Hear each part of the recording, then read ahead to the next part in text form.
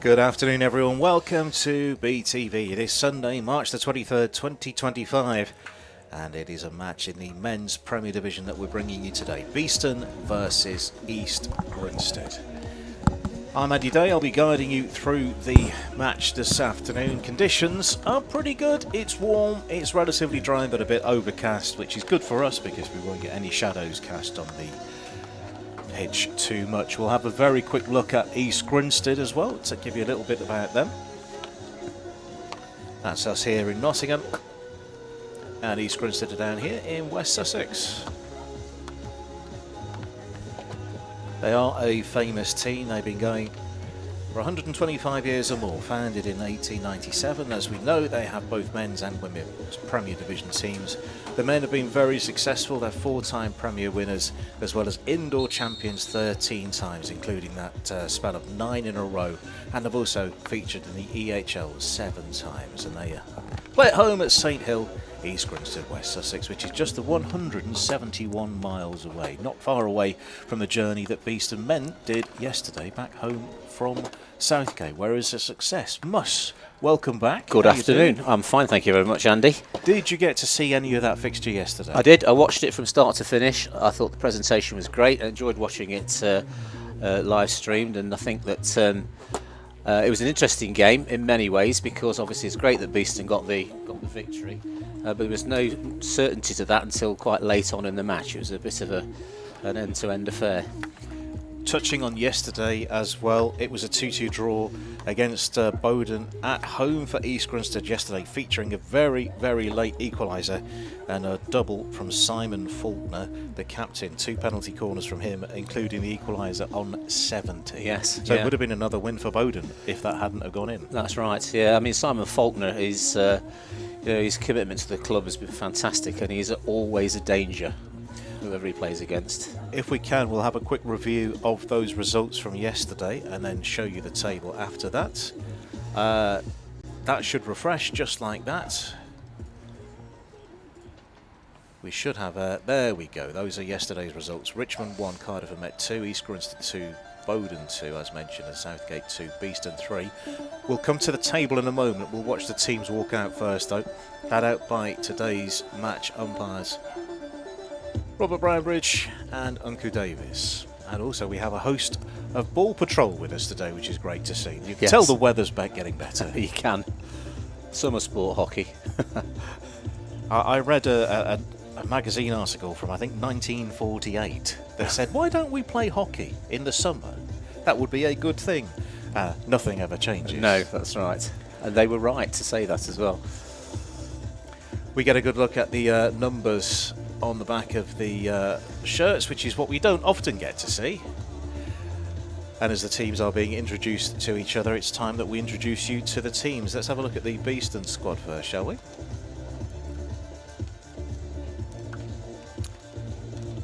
Pretty much the same squad. We haven't had time to assess how many changes there have been, but it's a solid match day 16 from then, and I must say I've been impressed with Oliver Manson since his arrival into the squad. Definitely, yeah. I think he's doing very well indeed. There is one change there, Andy. Ali Richmond not playing today. He was there yesterday, absent today, so that's a change.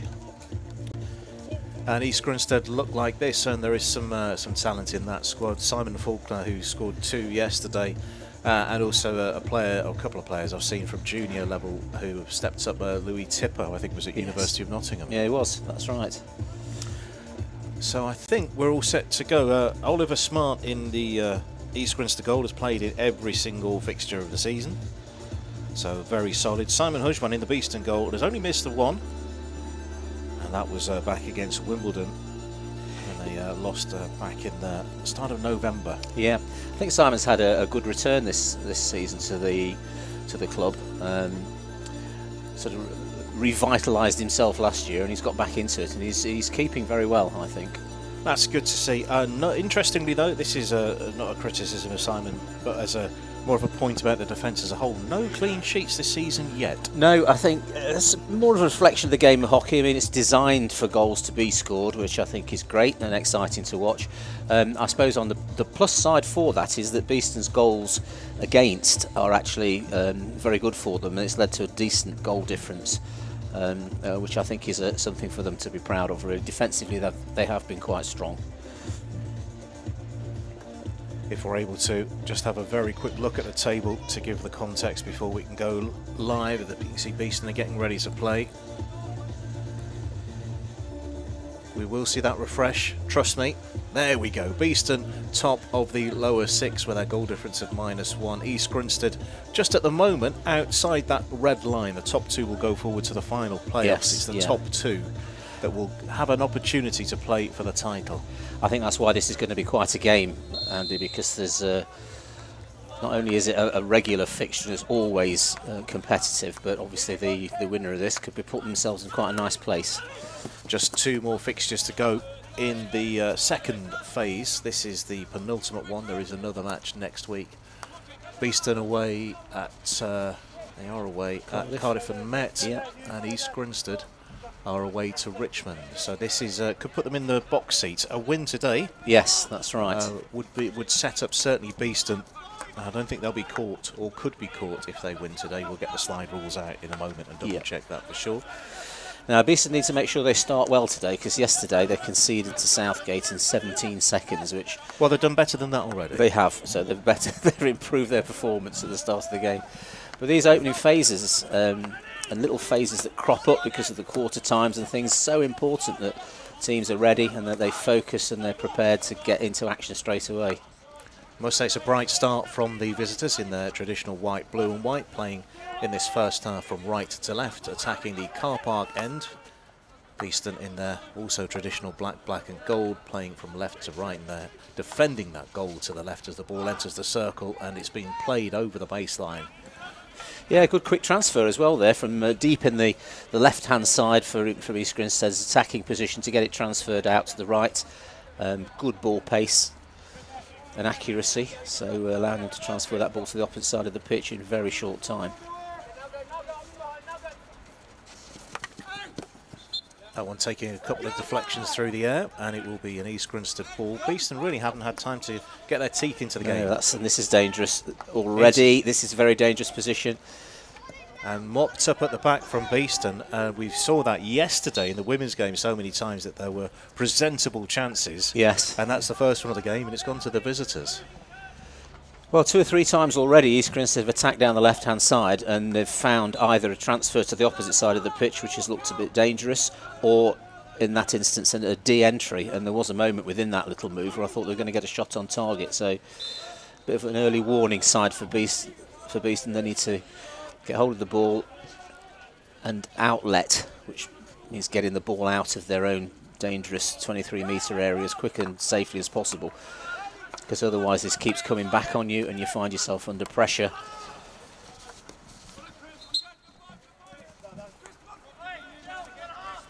Still doing a tiny bit of admin at the start of the game here. There we go with similar style from East Grinstead. Quick transfer to the right side of the pitch. Attempted a direct entry into the D. And another restart from long corner for East Grinstead on the right.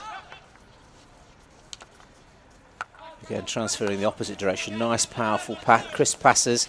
And again, heading towards that dangerous corner of the D. Beeston having to do a lot of defensive work at the moment.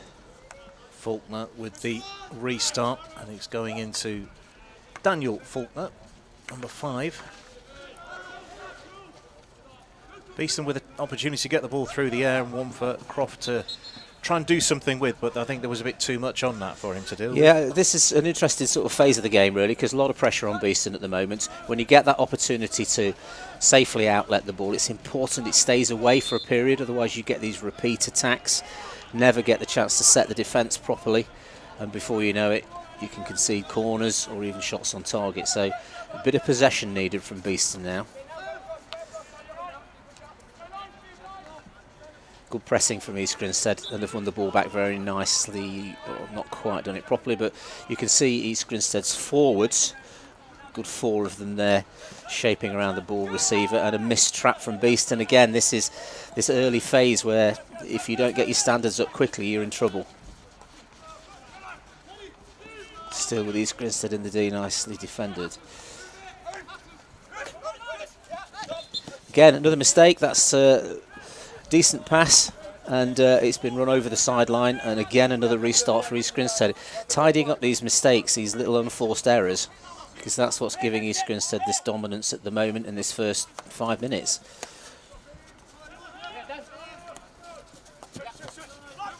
Certainly, I think that finish yesterday for East Grinstead, they've started where they finished yesterday, but Beeston have an opportunity down the right-hand side, and it's Chris Curry who's been held up, so it will be an opportunity to load players forward as East Grinstead going back into their defensive position. I think he made quite a clever choice there. He didn't have a natural pass on, so he found a foot and has given Beeston a restart, which puts them into the opposition's half for the first time. Beeston doing well. And now here's an opportunity. Stanley plays it across the back. There's a little bit of space to run into. Now the ball, which should have been hammered into the circle, wasn't connected with. Yeah, that's right. And again, a little unforced error leads to what is now a counter-attack, which is the first one we've seen from East Grinstead. Number 18 on the ball is Kurt Lovett. Oh, that has lucky. been taken over the baseline. 15th appearance of the season for Kurt Lovett. A little bobbly pass there, quite tricky to control, but again, East Grinstead targeting these corners of the D. So once you get in there, you've got two chances. One is to create a pass for a shot, or you can upgrade the possession to a penalty corner. Definitely a bobbly pass and nothing to do with the pitch. No. We'll make that abundantly clear now. Again, good turn, nice work. Yeah, possession-wise, it's Sheldon, strong indeed. for East Grinstead at the moment. Just the couple of forays from Beeston into the East Grinstead 23. And CZG back on in possession. Blood back to Lowry now. Lowry again.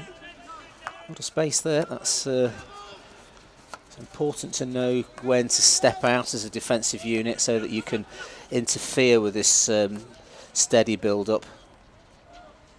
And it's into the corner of the field, right by the flag. East Grinstead have 3 Beeston players to contend with, and they find a way to continue in possession. Now they get a free hit in a dangerous position. I'm noticing Shot blood opportunity. chance here, which is just about evaporated. Dangerous couple of minutes. We've had 7 minutes on BTV, and it's 0-0 somehow. So now, yes, I think the term is scramble defence from Beeston. It's not been particularly organised. They've had to pick up loose ball and make sure they don't give away a penalty corner. They just need a little bit more possession in this type of play. Often, it's there are questions about fairness and equality in the division, but both teams have had to play yesterday at a similar time and travel a similar amount of distance, so they should be very equal in terms of readiness and preparedness. Yes, yeah.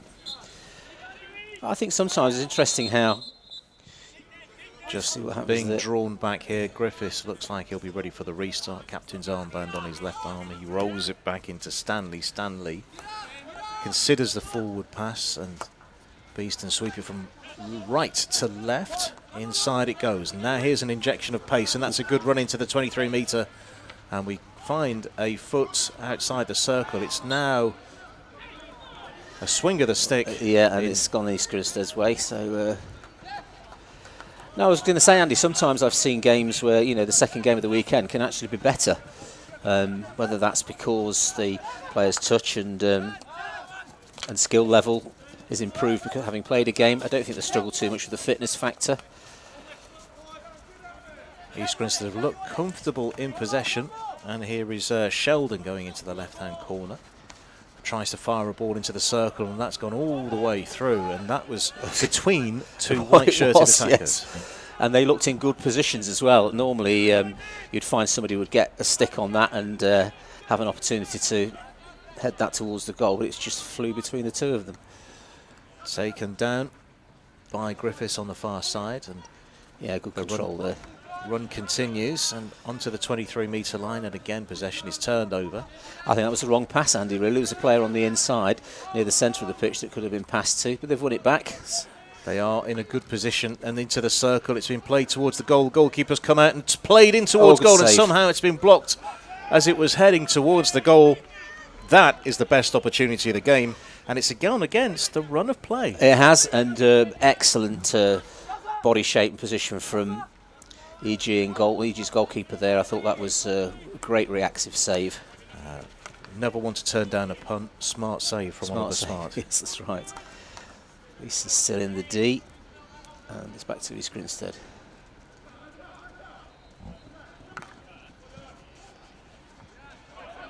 Swarm of the defence coming in. Joe Paul making a nuisance of himself and flicked into the circle early on. There's an appeal. I was going to say there was a foot there by the sound of it. This is East Grinstead being pulled a little bit apart in defence. They have an awful lot of bodies though between the ball and the goal as it's been touched behind for a long corner. Beeston now starting to get their suddenly come alive a little bit really, so creating issues for East Grinstead's defence. A couple of little feet are giving free hits and now long corner restart. Better game management in the last couple of minutes as well. Stanley decides to play it on the reverse into the circle, and did it take a touch on the way through? Either way, it's a East Grinstead restart. Yeah, good intent there to feed that D at pace. Different type of D entry, smashing it in on the reverse stick side causes problems for defence. I don't feel we're far away from the opening goal, whichever side is scored by. Q. 60 more minutes of no goals. Yes, but East Grinstead Beeston fixtures for years have been usually high scoring. There's usually lots of goals. In fact, in 2012, I think it was, there was an 8-6 scoreline to Beeston. 17th of March, courtesy of Colin Pike. Thank you, Colin, for your continued wonderful stats. Yeah, excellent. And there's been many sort of 4s and 5s for either team over the years. Into the right-hand side and then flicked into the circle, taken down now, hammered towards goal. And again, another different circle entry attempt and something different for East Grinstead to think about. Yeah, it went in from a very tight angle, quite from near the baseline. At first I thought it was a bit high, but it seemed to be fairly safe. And East Grinstead have tidied that up quite nicely. Quite deep at the moment, trying to feed that ball around the back, the East Grinstead back four. Just that's being deflected off Robbie Beeston sticking to. Just looking at some of the history, it's Beeston who got the last win between the two, and that was 5-3 back in 2023, back on this ground. That's a really good steal from Henry Croft. Whistle blows, and watching East Grinstead retreat, time off. Yeah, Henry's reacted to that, thinking he should have blown that quicker than he did. He's got the right decision. He needs to just leave that alone now. Just find his space in the D. He did extremely well to speedily pick that off the East Grinstead player, and it's led to a good position for a restart. As Beeston played the ball across the back, East Grinstead haven't won here since March 2019, and that was a 3-2 win. And bearing in mind, for context, not every game is played at every ground every season. So there is that, but yeah, it's true to say 2019 was East Grinstead's last win here. I have a lot of respect for East Grinstead as a club, proper club setup, great facilities, keeps fighting away, and as you've seen there from the play, he's stolen that off the Beeston player. Sam Knight it was who regained possession for East Grinstead, and the attack continues to move down the right-hand side. Nice twist, nice turn, but equally solid defence. And that's a bump into the back, I think, of Toby Stanley, who's gone to ground and remains down. They were coming together, and collision just knocked the wind out of him, I think.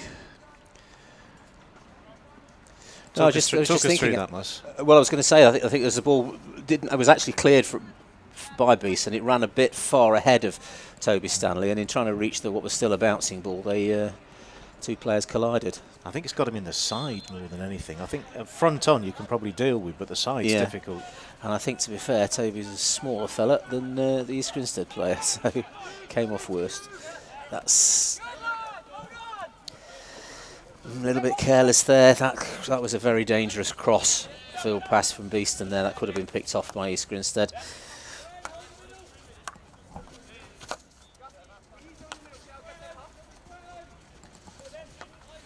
2 days in a row, we've had games that have flown by. 14 minutes pretty much gone already.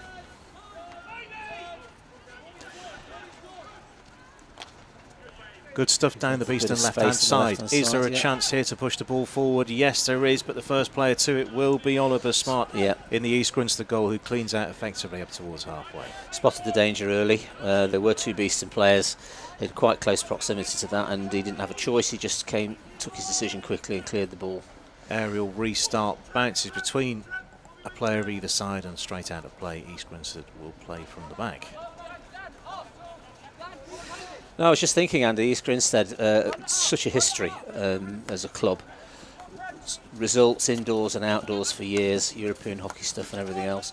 Had to fight very hard in this sort of modern, what you class as the more modern time, with loss of players, changing nature of the game and everything else. But they're still there, season after season, fighting away. Always difficult to visit East Grinstead. And there's an interception on top of the circle. Is there a shooting chance here? East Grinstead have an opportunity. They're getting closer and closer to goal, and it's found a foot, and there's the first penalty corner of the game. East Grinstead very close to putting the ball into the goal. In the end, a Beeston foot denies the opportunity, and it's the first penalty corner of the game. I think under the circumstances there, that's the better option from Beeston's point of view. That was either a goal or a penalty corner. There was no other outcome from that. And looking at where East Grinstead were around the goal, person on the back post, that could quite easily have been a simple finish.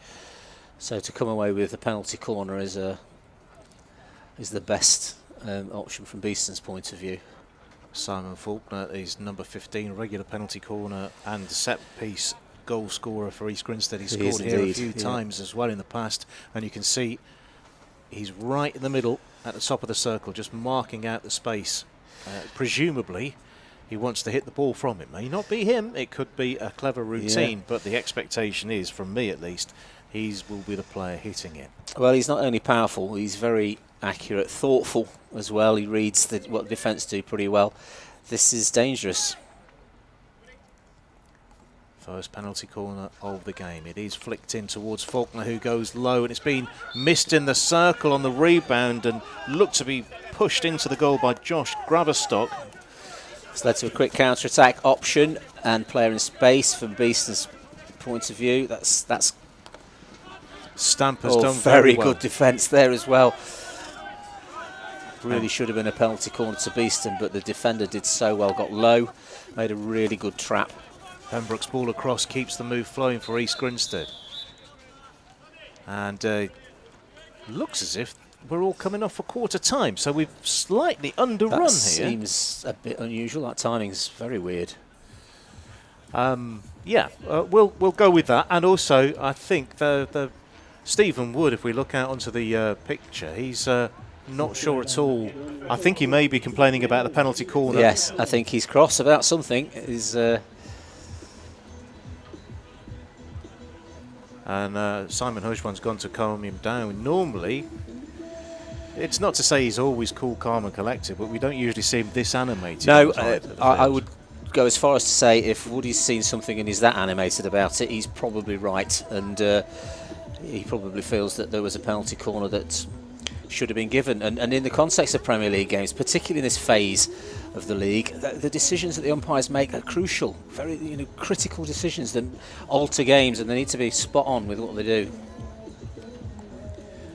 No goals in this one, but a good entertaining first 17.5 minutes. Wherever you're watching in the world, you're with BTB. Let us know where you're watching. Do give us a like and a follow and all the rest of the good stuff you can do on YouTube. And also, while you're at it, the Beehive Hockey Store online store is live. So while you've got 30 seconds, do have a look at some of the fantastic hockey stash, which is available both online and in the Beehive Hockey Store on the site at Nottingham Hockey Centre. They've got sticks, they've got hats, they've got gloves, equipment, trainers, playing equipment, and some fun bits and pieces as well. You name it, they've got it at the Beehive Hockey Shop.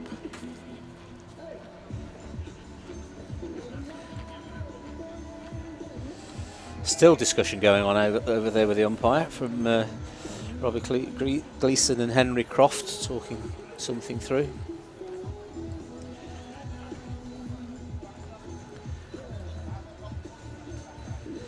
I think in the context of that first quarter then, Andy, what we've seen there is a very good start from East Grinstead, which probably led to them dominating the possession, but a few very good attacks from Beeston as well, which could quite easily have been turned into an opening goal, as you said, in the first instance against the run of play. So we're interested to see how this quarter progresses.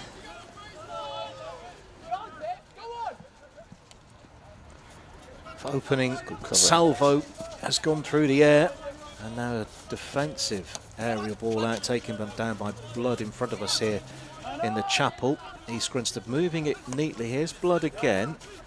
Thought about a cross field, decided to go short this time. Some nice little connected passes here, just between the two of them.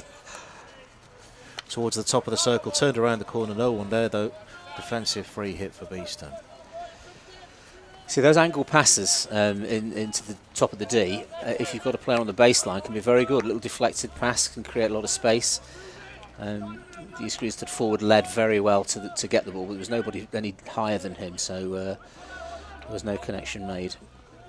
Ball just taken off the side, came off an East Grinstead stick. Beeston restart, and they're looking to open things out with this restart, trying to make the blue spaces available on the pitch their spaces. You can see East Grinstead press have got a player very high there, just threatening whoever's on the ball, making life difficult for the defender, forcing him to make decisions or maybe hurry his choices, and that can lead to turnovers. Just saw Toby Stanley on the ball for Beeston as the turnover gets handled by East Grinstead. Toby Stanley clearly okay after that bump a couple of minutes ago. East Grinstead on the right hand side. Immediately there are three players around, and Beeston have done pretty well stopping the progress, but they have done so illegally. Free hit on the right hand side for East Grinstead. Played quickly towards the 23-metre line. The ball is there onwards for the captain Faulkner, who plays it on towards the top of the circle. Is there a foot there? No. Long corner is the touch. Looking at East Grinstead, constantly four players in the D, looking at both posts, upsetting the keeper's line of vision, leads towards the edge of the D for deflection. So they're creating every kind of option for putting that ball into the D that they possibly can. Not quite executing it well enough at the moment, but making the Beeston defence almost just mark man-to-man because of the number of players that there are in the D. It is Alex Sheldon, who's the player in white, pretty much velcroed to the goal line. There we go, another attempt to feed that ball in quickly. And Sheldon's being shoved there a little bit to try and take him off balance. Because I was watching him in particular, I saw that. Not many people would have seen that, I think. And again, you can see the number of East Grinstead players round Beeston's ball carrier. It's tough to get out of there unless you force an error from the people pressing, and which they've done. Restart.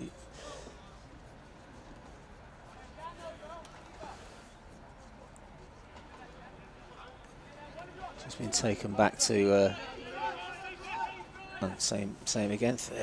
Neat little aerial there. Griffiths takes it down well under pressure as well, and the move continues down in front of the dugouts.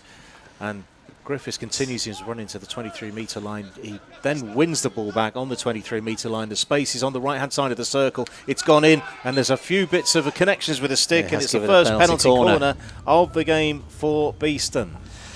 Well, Gareth Griffiths did really well then. I thought at one point he'd lost the possession, but he won that back again and created a good pass into the D, which has led to the foot. There we go, just gets on the ball again, quick feed in. Untidy, I would describe that at the top of the circle. I think the player was Stephen Perry, who came into the squad and had his first game on the 19th of October. See, it's interesting how you can win corners like that. You don't always, it doesn't have to be perfect lines of passing, perfect leads, perfect traps. Sometimes you just bobble something in and it's awkward for a defender to deal with. And they need 2-3 touches to bring it under control. And that's the point where they can lose sight of the ball, lose control of the ball, and it hits a foot. And before you know it, it's a penalty corner. Robbie Gleeson is the player over the ball on the baseline, ready to inject. East Grinstead aren't ready to defend yet, so we're waiting for them to put the protective equipment on. Who do you fancy at the top of the circle? We can see Croft there, we can see Griffiths there. Those are the two likely players. They are back, but there are other options as well. Chris Curry to the right-hand side as well. He could be running in towards goal.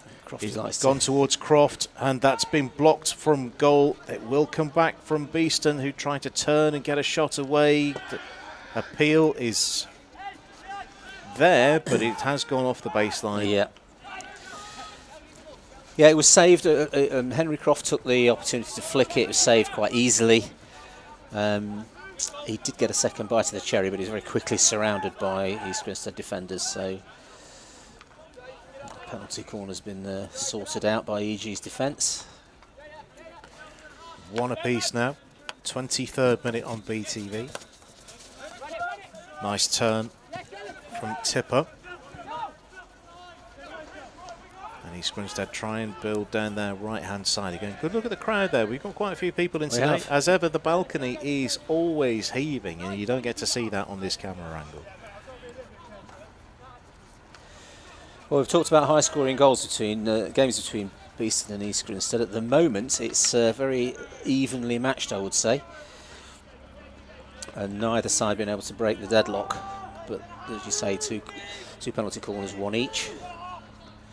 39 meetings before today, so this makes it the 40th. Up until now, there have been 9 wins apiece at home, 9 draws between the two teams, and 6 wins each. So it'll break the deadlock in terms of wins and losses if there is a winner of this game today. It's the goals tally that interests me on that, Andy, on those stats that you've got there. Very high number of goals across all of those fixtures. I think it's in the hundreds, is it, from Beeston's point of view? Yeah, again, I'll credit him because it's his work. Colin Pike, thank you very much. 119 Beeston goals over all 96 East Grinstead goals in those 39 prior meetings. Good connecting pass there, and Croft has done very well and also retained the ball and earned a free hit. So East Grinstead have to retreat. There's no one really coming up in support, but he is played backwards and Beeston are in play here. Now, there's some space to work in. East Grinstead pressure quickly towards halfway. It's now Stanley who plays it towards the right-hand side. Griffiths has switched from left to right. There's a tick tackle, and we will be getting a... Is that a card? It is a card. First of the game is a green being shown, and we'll... Simon Faulkner, is it? Or no, it isn't. I think it's Stephen Perry, 23. Oh, yes, right, sorry, yes. Here we go. D work going on here. That's been found into the D, found its way into the D.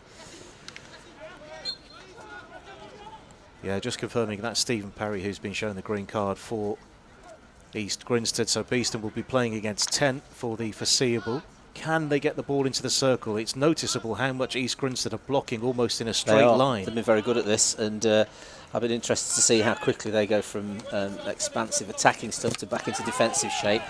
Now that's probably going to be a card because that's what the previous card was for. We can tell because it's through the window. It's a green card, and it's the player Toby Stanley who's gone off. So it's 10 versus 10 temporarily.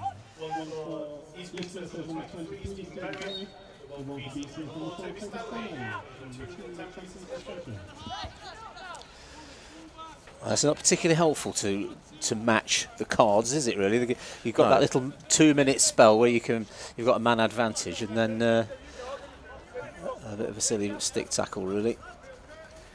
I can't say that I had a clear view of that one, but the umpire definitely did. And Croft runs into trouble, twists, turns, and gets the ball away and gets another free hit, arms outstretched.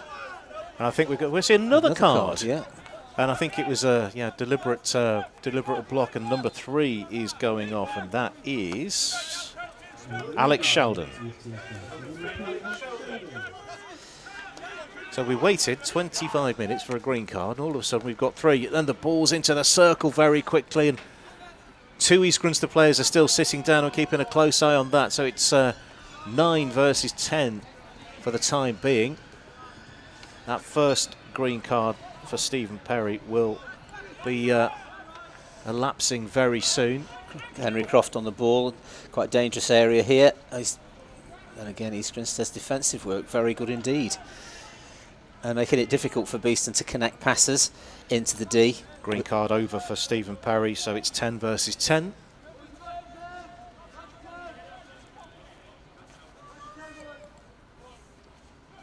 Played in towards the baseline, whipped towards the circle, taken a touch off a defensive stick for a long corner. And the sting's been taken out of the game a tiny bit by this flurry of green cards. It has. I think from a technical and tactical point of view, you have to watch East Grinstead's setup defensively. It's really good. There's not many opportunities. There's another example, player covering a player, making sure they watch the ball onto the stick.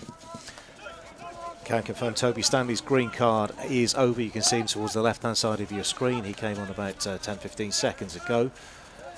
So it is now 10 versus 11. Again, it's East Grinstead who have that player down, and that is Alex Sheldon, who's just about to see out his 2-minute green card.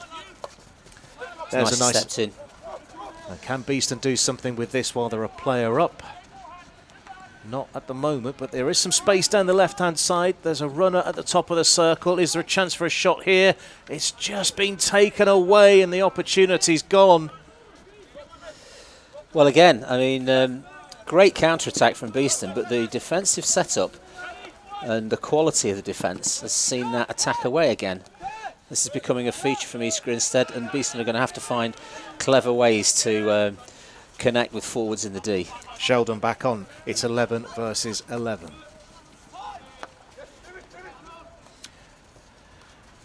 Now here comes something direct from Beeston at the top of the circle. And there's a foul in the aggressive run towards the top of the circle. Yeah, I think maybe Henry Croft kicked that.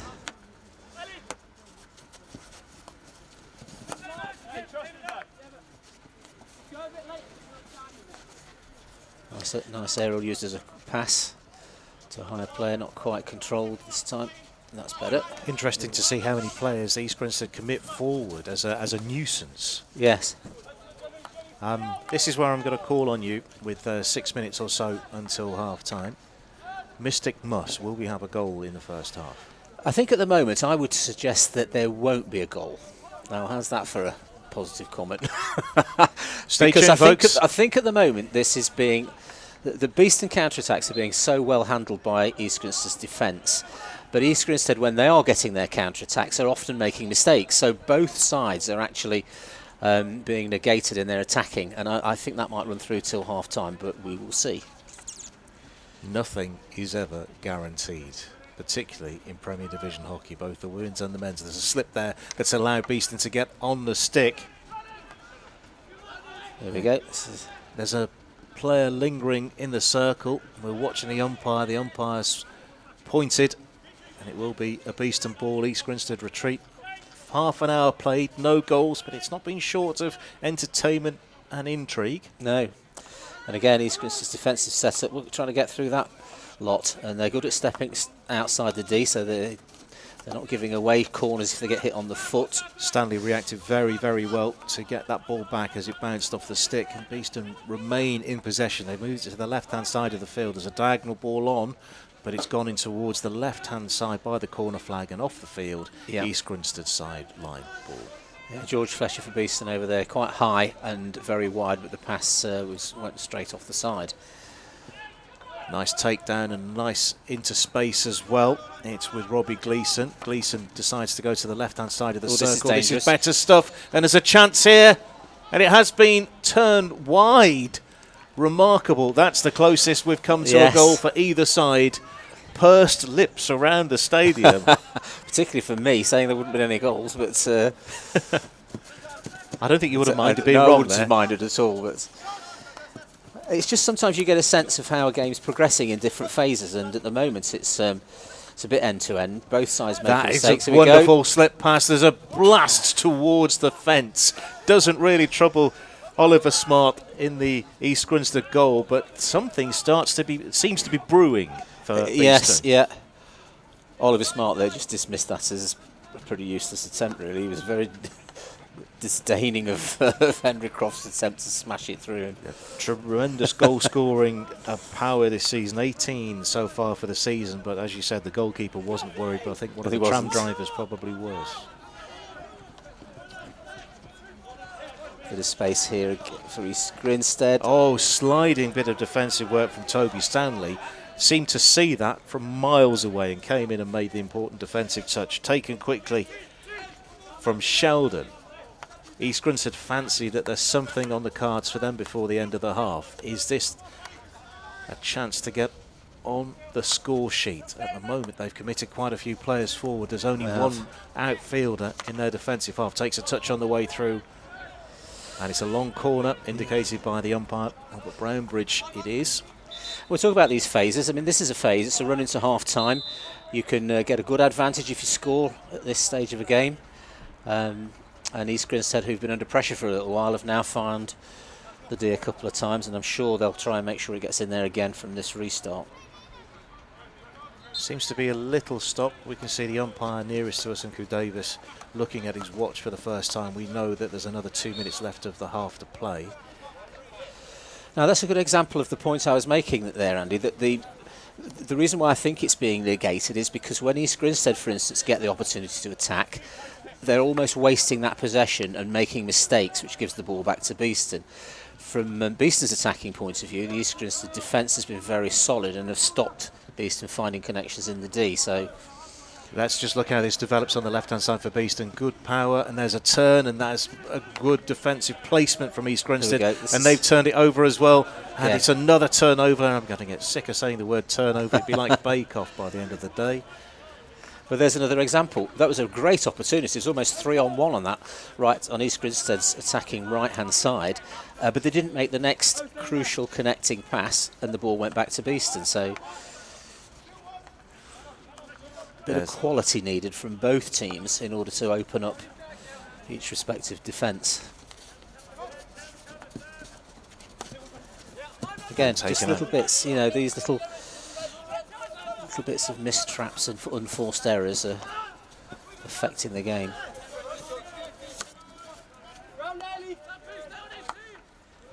Just over a minute to go until half-time.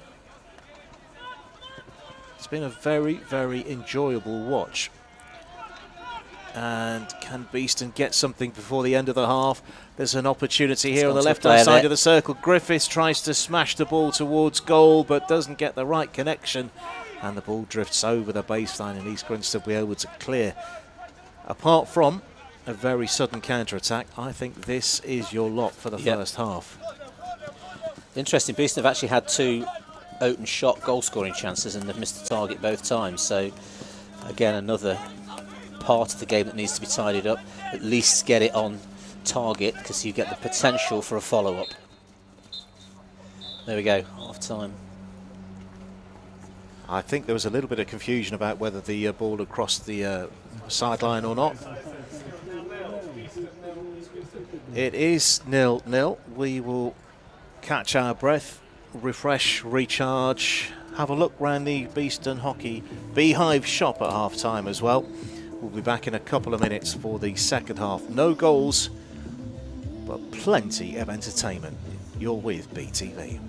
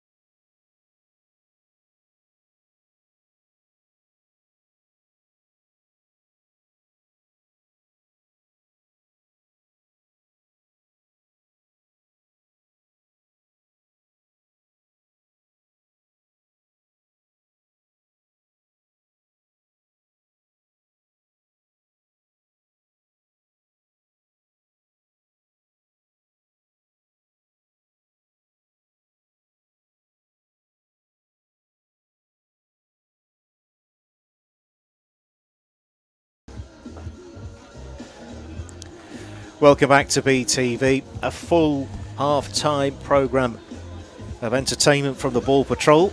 Wonderful to see their shots towards goal from the penalty spot, and we thank you for that. For the Beeston supporter in your life, beehive.hockey, the web store is now live. Anything for the Beeston supporter in your life. Something for the table, something to wear, something to play in, something to train in. Available both in person at the Beehive Hockey Shop on site and also that address, beehive.hockey. Sticks, balls, t-shirts, leisure wear, it's all there, beehive.hockey. And we are off and rolling again. I'm Andy Day in the increasingly warm hot seat. Muss is alongside me. Did you get a feeling from the crowd at half-time? The crowd up for this today? Oh, definitely. I think they are. I think that despite the fact we haven't had any goals, I think they've still enjoyed the competitive nature of the game. I'm not proud of the prediction I made that there'd be no goals by half-time, but well, you were accurate. It looked a bit like that was the case. Now, I think things have got to change one way or the other. Into the circle early on, and that's a first penalty corner in 33 seconds of the second half, and immediately more direct from Beeston. Yeah, I think that's the point. From East Grinstead's point of view, they had a lot of possession, lots of de-entries. Their final pass connection and shot didn't happen. Beeston similarly on counter-attacks missed 2 open goal shooting opportunities in the last sort of 2 or 3 minutes. Somebody's going to have to be a bit more direct and accurate with what they do to get a breakthrough here. Who do you fancy at the top of the circle? We've seen Owen Sutton has just joined at the top of the circle. He's not scored yet this season, but there are some goal-scoring threats. Yeah, a couple of very good corners taken by Beeston yesterday against Southgate. One, a direct shot from Henry Croft. The other one was a move and a flick.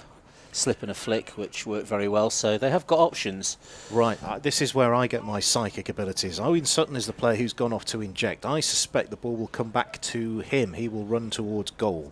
So that's my prediction here. Whether that will come off or not is another thing. But Owen Sutton has been very good at the goal scoring and penalty corner, so I think there's a routine happening here. He has. Good injection. And that was the plan. He did run towards goal. That's gone off the back for a long corner restart, so it must have hit a stick.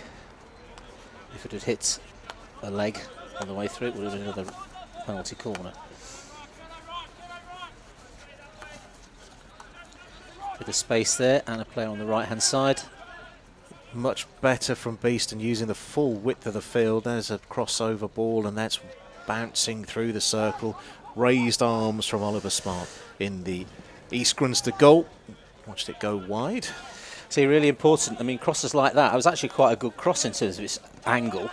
Nobody on the back post at all or heading remotely in that direction, so it just came to nothing. But already more bite from the Bees, and that one has just hit the chapel, so apologies if that's just deafened you back home wherever you're watching in the world. Aerial ball sails wide towards the boulevard end. If you just joined us for the second half, here's your housekeeping. Beeston in the black and gold, playing from right to left, attacking the car park end in this second half. East Grinstead in the white, blue and white, playing from left to right, as you can see, attacking the boulevard end at the right-hand side of the screen. No goals, one penalty corner already in this second half for Beeston. It didn't quite come off. East Grinstead, it's their turn to attack now and into the circle. They go with it, as well. And that's smashed towards goal and somehow been turned away.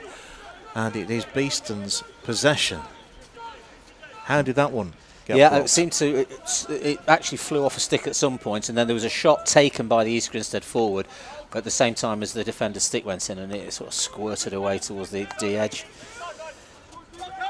Certainly it's not a casual game, this one. You've got to be on your mettle all the time. East Grinstead really not letting Beeston settle at all in possession. Everything's got to be quick.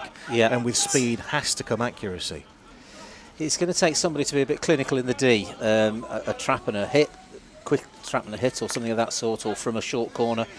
something of that sort, because at the moment there's been lots of D entries and not a lot of product out of it, or no product. Flashed wide, and that one's gone over the baseline as well. And we have seen that quite a bit as well from both teams, crosses that just fly out the opposite side of the D. And you need to set your forwards up so that they seal the D and stop that ball flying out. Time off. So Unku Davis is having a chat with a couple of the players. I can see in the white it's Kurt Lovett, number 18. Ben Collinson, I think, is it?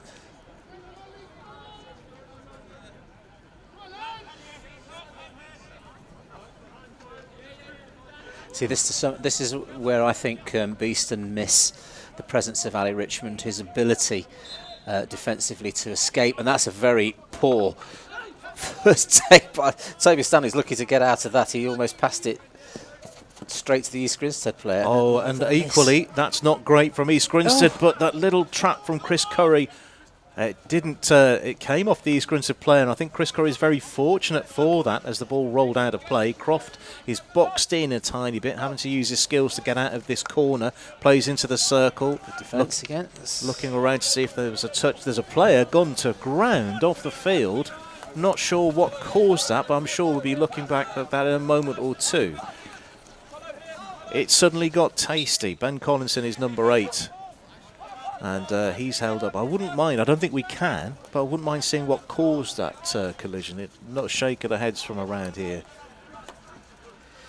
Yeah, but a catalogue intelligent touch. Sorry, Mus. Intelligent touch on around the 23-metre line. Beeston really trying to stretch this East Grinstead attack. It's loose in the circle. The shooting opportunities just evaporated. Another slide into the circle, and East Grinstead race up towards halfway. Beeston trying to mass in defence, and everything all of a sudden slows down. A dramatic couple of minutes here. I think both teams are guilty of not being very good at the basics at the moment. I mean, that was a perfect opportunity on the edge of the D for Beeston to trap the ball in a good place. Into the circle go East Grinstead. I think there was an attempt to find a foot from Louis Tipper there that didn't quite work out as planned. That's right, it should be... good feet. That's a long corner restart, so it's just... I can hear voices from the other side of the door. Being invaded, I think. Here we go, another ball fed into the D. Ooh, I thought that was a good opportunity for a deflection as well. So. I think it did take a touch. You can see the arm of Simon Hujwan raised up. I think he was anticipating something there. And again, more pressure coming from East Grinstead. That first goal for either side may prove to be the only goal of the game, if it comes. Neither side being able to break through this... their opponent's defence in such a way as to get a really good opportunity to put the ball in the net. It's all sort of quite a lot of missed traps and missed passes.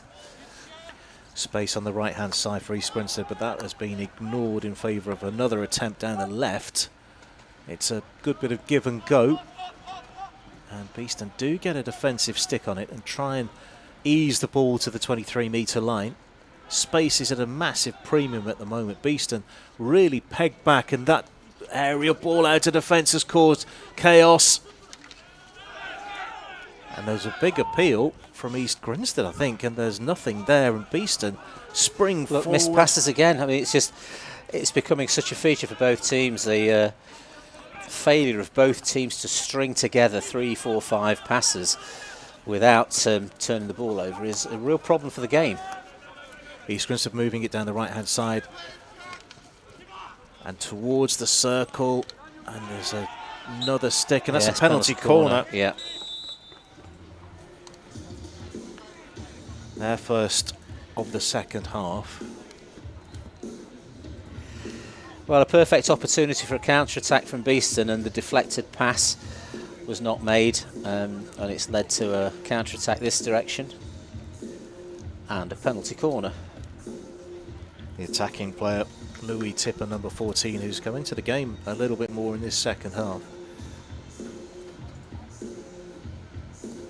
We've seen already Simon Faulkner, probably the likeliest. However, Dylan Holland has also scored from turn round, Andy. In fact, it's off. No penalty corner after discussion. I will scrub that off my list. Third party obstruction. There we go. Well spotted. I can't claim to say that. That was assistance from the umpiring crew here. But I'm learning my signals as we go along.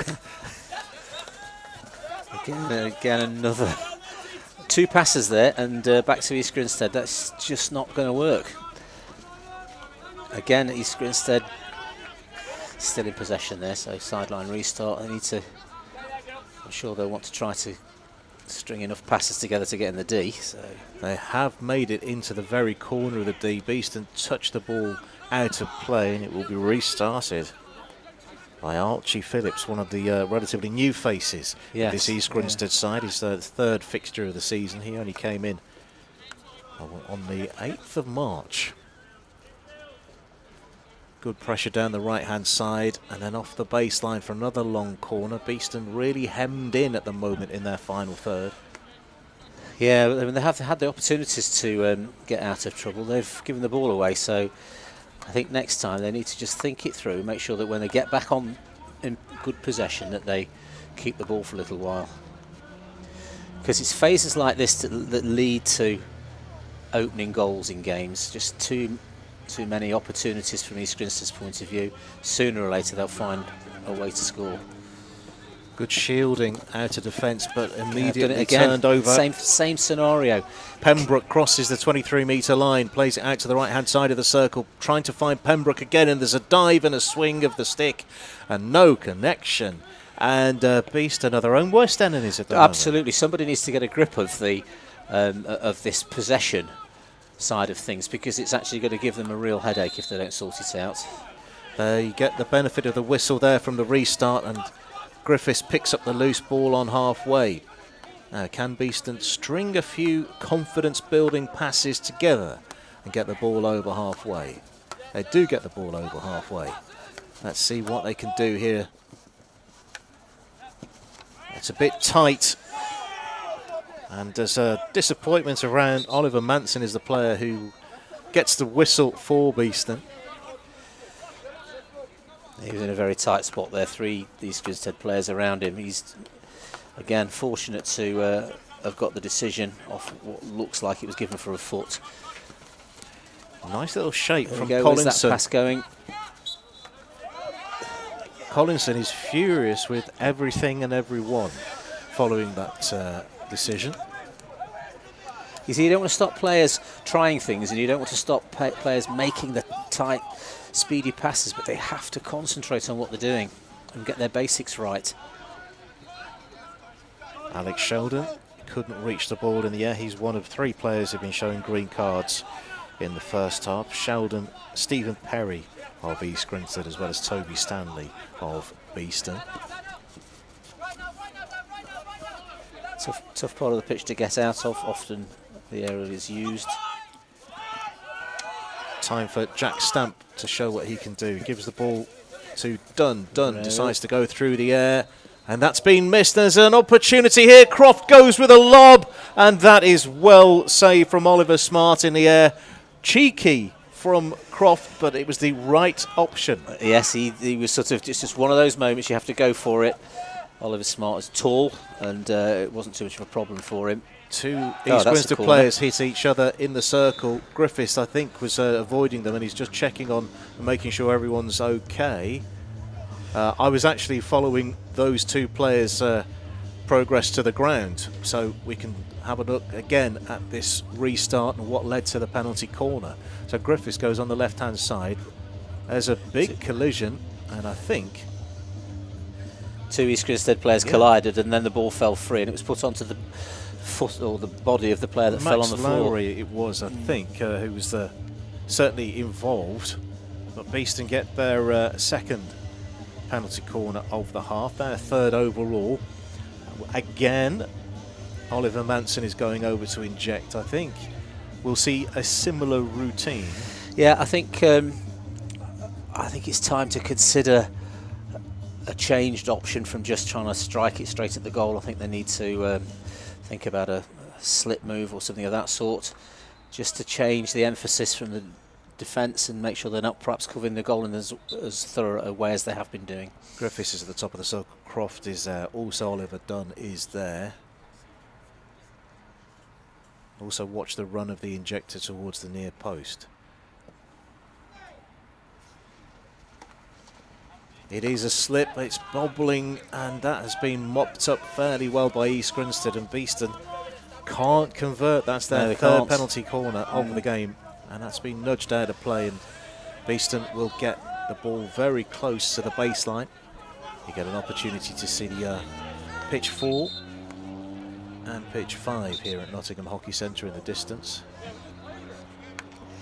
Yeah, I think, again, the defensive work from East Grinstead, not only in open play but set-piece penalty corners as well, is excellent, and it's going to take up quite a bit to break it down. Beeston aren't able to do it from open play so far, or from the Griffiths goes corners. early. There you go again. Griffiths goes early towards the top of the circle. Beeston get it, and there's a collision out of the outside the circle, and I'm going to guess, no, actually no card there. Will be an East Grinstead defensive hit out. What Beeston don't need to do is throw the kitchen sink at it. I think they're going in the right way, but I think too much would actually invite East Grinstead pressure. Yes, yeah, I think it has to be calculated. Good build-up play. They're looking for a real dead cert opening, to be honest, because obviously East Grinstead mop up everything else. There's a little deflection. Takes it out of play. David Loy is the player who nudged it off the field of play. No guarantee that the game will end 0-0, but the only 0-0 in the league this season has featured East Grinstead. That was back on the 16th of November against Was it? Cardiff. That's interesting, yeah. They've obviously done a lot of work defensively in terms of their organisation. They get into shape quickly. They're good defensive tacklers. And it's making life very difficult for Beeston. There's a little slip. And there's another turnover. Sharp tackle that got the ball back for them. And again, into the circle, shot towards goal, taken down, and somehow it's been turned in, but the play has already been stopped. Back stick. And that's a real let-off for Beeston. Well, again, it's this is the fear that Beeston would have, is that for all the times they've had an attacking option, there's going to be 1 or 2 for East Grinstead, and if Beeston don't score, they're susceptible right through to the end of the game. Excellently, but also very good in defence. It's gone very, very rough and tumble.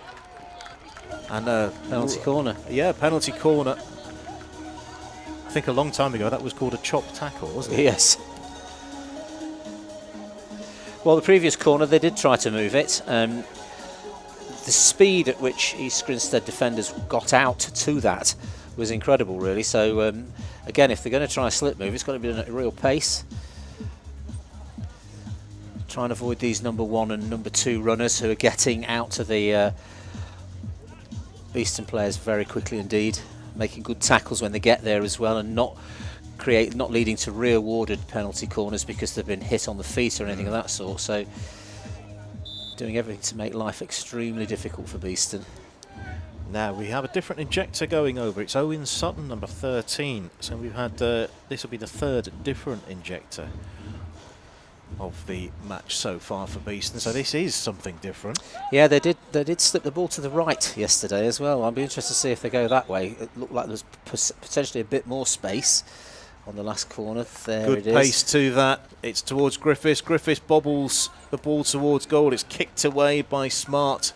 It's still loose. There's been played down to the ground. The goalkeeper does well to adjust his body shape and flick the ball away over halfway. And East Grinstead have handled that off again, very well. And Beeston did go to the right this time. So again, they're trying options, trying different ways of getting the ball there, but they didn't connect very well for the shot. And then when it was bouncing around in the D, they couldn't really bring it under control. So yeah, what you don't want to do is swing and miss. You want to keep the ball under control. That's too easy. That's Go on, let it out. You can say how you feel about that change of possession. Yes, we won't get. I think it's been a bit of an issue for both teams, to be fair, but not enough retained possession for my liking. I think Twists and turns from Jack Stamp, and then Beeston take it to the 23-metre line, pushed out, and then East Grinstead are first to it. Griffiths, I think, is over there on the far side of the field. Real battle for the ball. He's evaded one challenge and goes to ground in the process and finds a free hit. And we're about a minute away from three-quarter time. Where has that third That's just period whizzed, gone? hasn't it, that third quarter? So East Grinstead very deep now, everybody in the 23-metre area. And again, the passing connections and trapping and all those words that you can use for passing and feeding the ball around just not happening at the moment. I think there was a bit too much pace on it for Dunn, and it may have been not quite the ball he was anticipating. Holland is on possession. He's been picked off, and we will come back for three-quarter time, and quite similar to the first quarter. We seem to have finished a bit early. Yes, that's right. Well, yeah, unusual. I think the feature has been. You've used the word turnover many times, Andy, and for obvious reasons. I've sort of lost count, really, the number of times each team has given the ball away when probably they needn't have done. The umpires having a tiny bit of a conference. It's unusual. Usually they go towards the dugout or the technical desk at halfway. They're stopping out on halfway. No score. We are 17 and a half minutes away from one of the rarest of things, which is a 0-0 draw. It won't be the first we've had on BTV. No.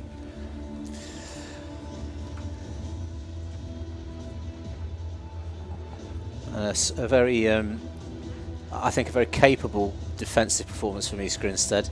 I think both sides have not shown the quality that's needed to get a result in the attacking zone, and that's to be seen whether that will change in the second half, in the last quarter. I mean, a couple of opportunities, scoring chances for both sides. East Grinstead put the ball in the net after an event that was blown, so that wasn't given as a goal. And the Henry Croft attempt to lob a very, very tall Oliver Smarting goal. So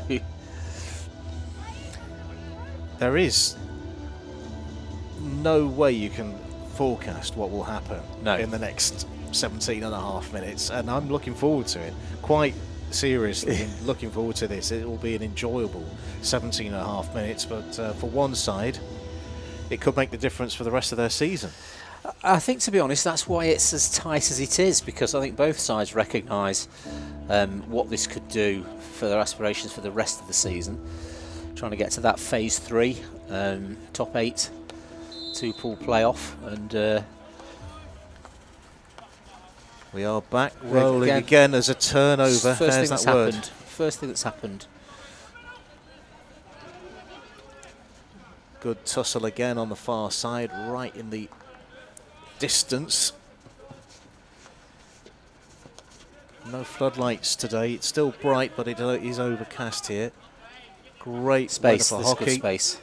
And that is a good bit of mopping up from Robbie Gleeson. Gleeson nudges it forward, and that is again it's just give and give back, isn't it? All over the pitch. Great opportunity for East Grinstead to make a high pitch connection there, and they didn't do it. Beeston could have escaped, and they didn't do it, and it's making it very very messy.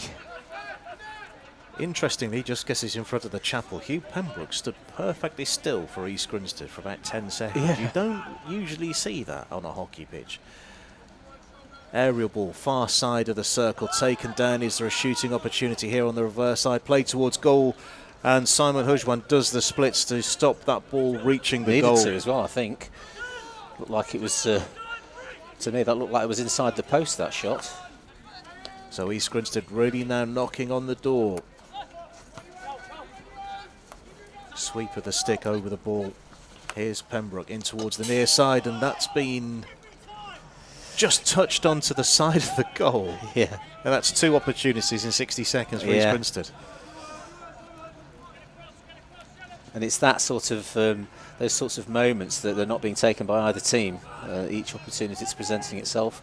Beeston, their opportunity now to bring it down towards the car park end. Is there a ball across into the circle? Not just yet. We will get a free hit for Beeston. A couple of metres from the baseline.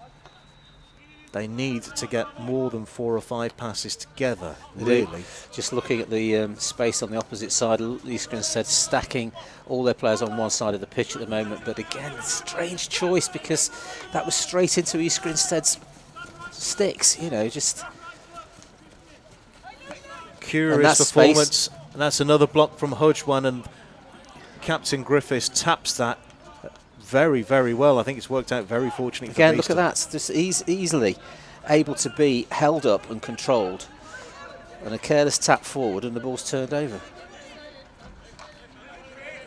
Wonder what the advice was from Stephen Wood to his team. It doesn't look like they've listened to it, whatever it was, but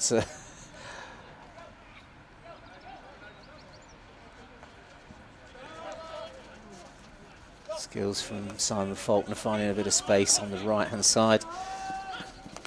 Pembroke towards the top of the circle. Beeston need to get their basics right at the moment. And we often talk about staying out of range with your passes and your lines of running and everything else, and neither side has done that very well today at all. There's been a lot of ball run into contact, a lot of passes that have been able to be trapped and picked off, and I think that's what spoiled any kind of rhythm for either side.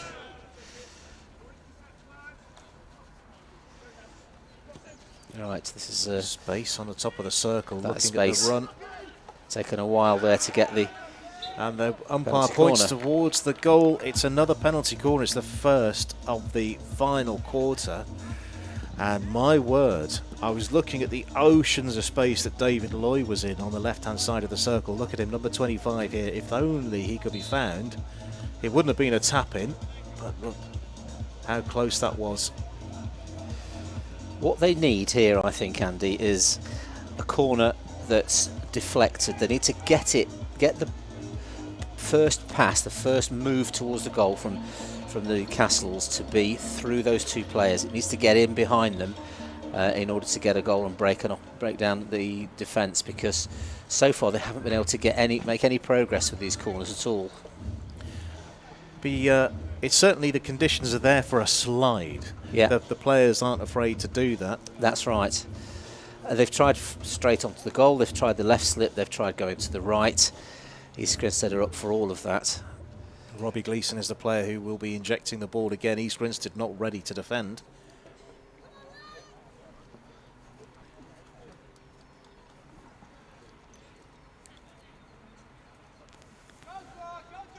.56.5 minutes gone. Clock is stopped.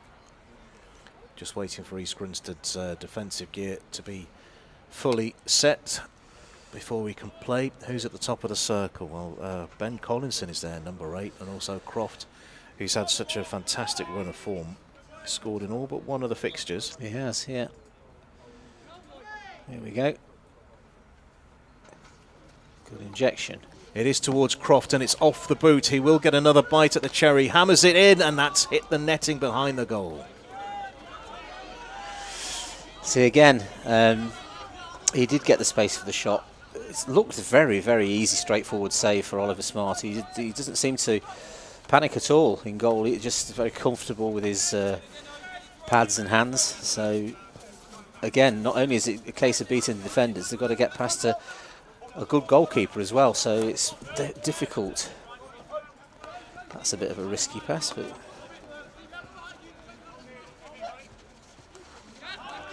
Taking a flick on the way through Griffiths, time to steady himself. Drive towards the baseline into the circle.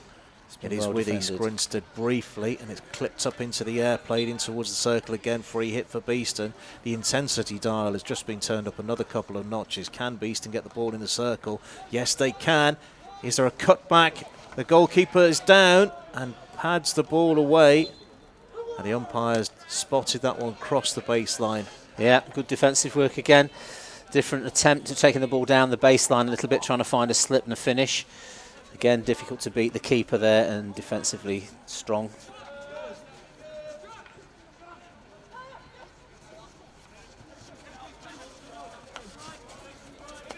So someone's tapping on the Yes, chapel there. I'm not thrilled by that, to be honest, but we'll continue. East Grinstead play it to the right-hand side. There's a twist, there's a turn. Is there a forward pass? No. East Grinstead have to go back across the halfway line once again. flicked forward over the 23-metre line. They've managed to flick the ball forward an entire half of the field in a couple of moves. There's an unintentional splits at the top of the circle. I think that's Kurt Lovett, number 18. Yeah, by the looks of that, I think he went off the baseline, over the baseline. So look at the three players there. Risky, but done well, Robbie Gleeson there. That's shouldn't have needed to have that level of risk. Yeah, no, I agree. I think you get that wrong, and you've got three players on the one defender, the person who passed the ball, and the keeper. So it's been a game notable for a lot. There's a great ball through, and appreciated by Croft, who's highest up the field. If that had been red, that was a great opportunity. That it's a game that's had few aerial balls. I think. Yeah, they've been used quite, when they have happened, they've been used quite nicely as passes, player to player, rather than just into sort of no man's land, really. And again, mistake from East Grinstead. And here is the aerial towards the right-hand side of the circle, taken down. No, Croft was the player underneath it. It was almost like all of the players en masse have sort of lost some of their basics today.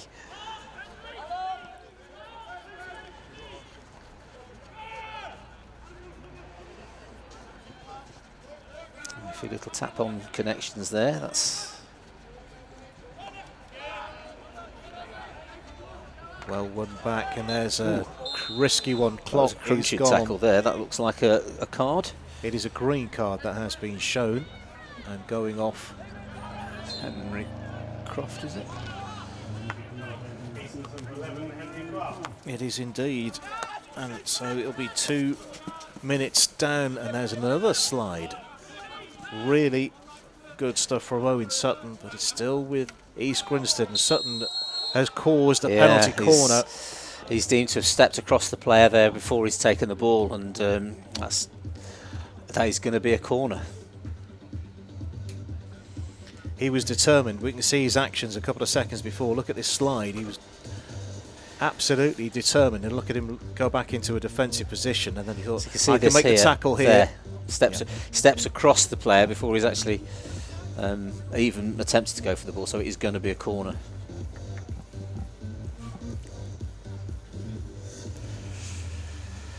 Eager is a way to describe that. This Simon Faulkner here, I've seen him do this sort of thing before. You know, you score at this point in the game. How do you get back into it when you've only got 8 or 9 minutes left to go? Faulkner is number 15. He's likely to be the Just player with the checking if orange he's, glove, I think, on the far side. Is he out there? I can't see it. I think he's the player. No, that it isn't. That is actually 13, Isaac Ferrant, who's with the orange glove, left-hand side. So, yeah, he's... Blood is the player who will inject. This is no less of a risk now for Beeston. It isn't. There's just need to make sure they get everything right defensively. They've gone round, and it's been...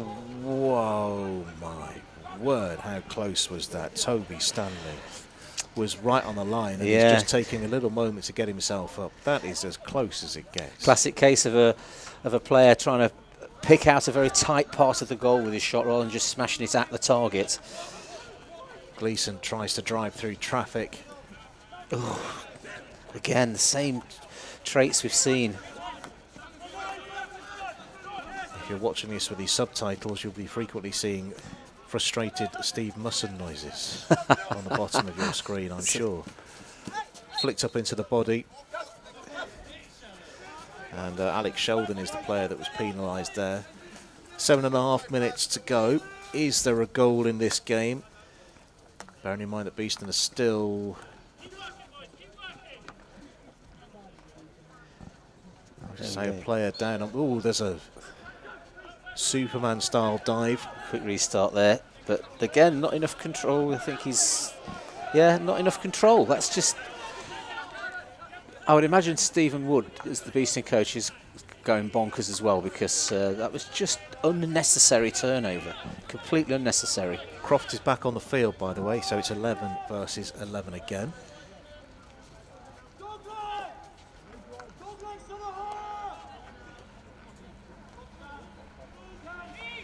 Over the 23 go East Grinstead. A little pause here. Whipping it back to Pembroke. Pembroke early, and there's a chance to lift it. And hands on heads for the men in white shirts. Again, that was another unbelievable opportunity. Right in front of Simon Hudgwan, who I think did well in the first instance, and not sufficiently enough of a follow-up to put that ball away.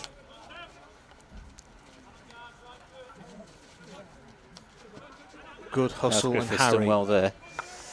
And again, honestly, it's painful to watch at times, isn't it? The number of times the passes onto a stick, and this is...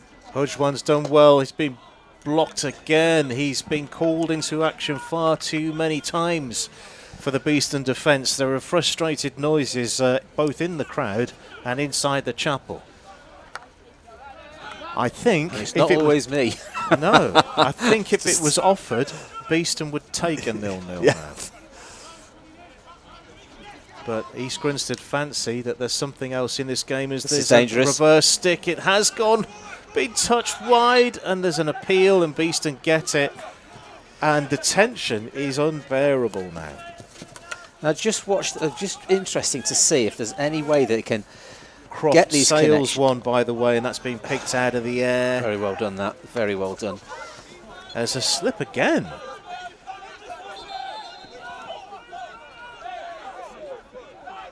A lot of shouting, a lot of umpire coaching going on. We've wasted a couple of valuable seconds for both sides to find the goal. I didn't see which EG player that was actually, Andy, but the aerial takedown was extremely good.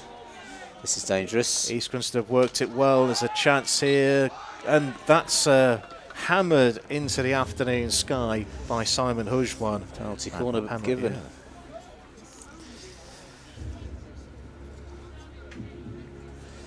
He put his foot through that, but I don't think he got a lot of choice. Is the tide turning here, do you think, Andy? And two corners in quite quick succession from East Grinstead. Indeed, they 2 in a row. Beeston, don't forget, did have 4 in a row, 5 in a row, all of day either side of those early East Grinstead and the 2 late East Grinstead ones that we've seen. Clock is stopped though, 65-45. Well, just 4 minutes or so on the clock. This would be a killer score, I think, if it happens.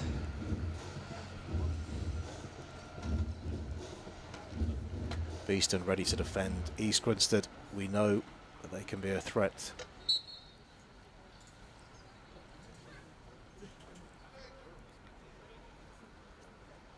The injection is quick towards the top of the circle. There's a brilliant save. Simon Hudgwan low to his right-hand side. Very well there. Again, I mean, can't accurately see it, but it looked to me for all the world like that was going in. Hit the post, my word. It did look like a save. So East Grinstead, they've shaved the post, hit the post in this 4th period. Yeah. And with now sort of, what, 3 minutes, heading towards 3 minutes from the end. I think I know where I'd put that if I was Beeston. That's stuck fast to Oliver Dunn.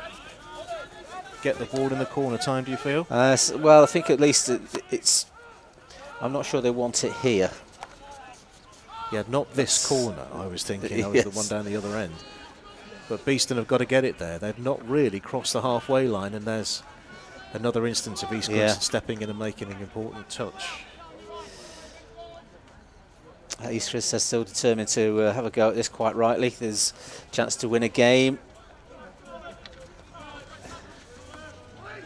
Looking for their first win since their 4-2 success against Cardiff and met on the 15th. Beeston, though, feel that's just behind. It's still with the home side, pushing towards the baseline, and that's a penalty corner. Yeah. Put it onto a foot just inside the corner of the D. As the cannons come on in the distance, rather dramatically. Well, again, you know, you've got the situation here. Is there an opportunity to steal the game because of the corner? And a card as well, I think, given there. Who's gone off? Has he given a card? We can see a player trotting towards. I'm sure I saw him. Yeah, I think he gave him a green card. Blood 20. is.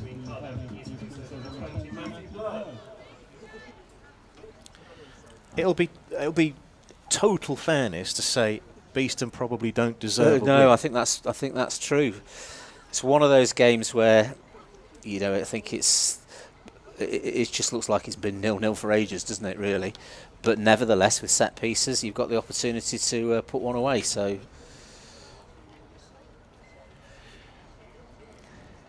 East Grinstead are ready. Beeston are ready. Can they find the back of the net? Top of the circle, Croft. Lowens gets it! Me. What a finish! Croft scores again! Goodness me, that's a real belt. That's classic Henry Croft, isn't it? I mean, he's gone to the right, he's hit it with little backswing, and it's gone like a bullet. 19th goal of the season for Henry Croft, who absolutely leathered that. That's travelling. That is seriously travelling when that crosses the line. So East Grinstead now, no pun intended, will have been stung by that. Beeston need to manage the game. There are 2 minutes to play.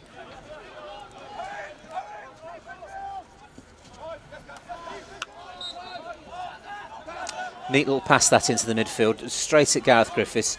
If he's encroached upon by any East Grinstead player, who's going to get the free hit, which is exactly what happened. So they've progressed up the pitch and still in possession of the ball. Similarly, on the right-hand side, the last thing they need to do is turn the ball over. 6 penalty corners for Beeston. They've converted one. Muss's rule of 3. Out the window, isn't it? Yeah. But they just need to survive for another 70 seconds. And they've got a free hit high up the field, and this is a good place to get one. Exactly what you need at this time of the game. I was saying Beeston wants it down this corner, and looks as if it will be into shoulders out protection mode, and it has been nudged over. So there's a minute to play. Depending on how the umpire's watches have been working, there may be less than that. Goalkeeper has been pulled off. Yeah. So 11 outfielders for East Grinstead. They may not know that there's time. How long's left in the game? I make it, well, the match clock we have is 45 seconds. They are throwing the kitchen sink at it, and that is a misplaced pass. That is not helpful at all. So this is where, under the circumstances, just have to take care. We've got an open D. Taken down by Griffiths, and that's a free hit for East Grinstead. They've got to get it up the other end of the field. They've got 20 seconds to make an impact. Can they force a penalty corner? Can they score the equaliser in the remaining time of normal play? At the moment, it's 10 seconds left. The players do not know how long is left on the match clock, and that is it. And there are frustrated sticks being thrown in the air. East Grinstead, again, it'll be totally fair to say, with a better side of the game, but it's Beeston that will have the 3 points. Yeah, I think that's right. I think all the chances that East Grinstead had in the D and weren't able to convert any of them, really. Beeston were in exactly the same trait, and it just came down to a set piece at the end, which Henry Croft belted the ball in the bottom of the goal, and you can't really reply to that. Oliver Smart, in the occasions he's been called upon, has been very good in the East Grinstead goal, but that seemed to go through him. I think the pace did it more than anything. It's that ability to get that shot early with little backswing that gets you a goal like that, and Henry Croft is a past master at it. As mentioned in commentary, 19 now for the season for Henry Croft in 11 fixtures. I can make that out if my numbers are right. I'm not sure it is. Right, actually, Remarkable. It can't be 11 fixtures. That's not right at all. But I can tell you it is definitely 19 goals. Yeah, 19. That's his tally is high, isn't it? I think it's the most the Beeston player scored in a few years as well. Yes, yeah. And it is a player that we will be looking forward to seeing more often here. Yes, at Nottingham Hockey Centre for years to come. Well, we've seen some drama across the season on BTV. And that is it for the season, unless by some quirk of scheduling fate, Beeston's men should they get into the top 8 and find a home fixture, but we think that may not be the case due to the way that it's set up. Yes, Beeston's women's season has concluded here on BTV. They play against Ben Ridding next week with an outside shot and a remote chance of promotion should that Durham find a loss and Beeston get the win that they need to leapfrog them. But it has been an amazing season. It's been a pleasure keeping you company. From all of us that have been in the chapel across the season, it's been an amazing couple of months in a hot seat, and I'm sure we'll be back again at the start of the next season to bring you more BTV. Do stay with us. We'll let you know when we're back online. From all of us here.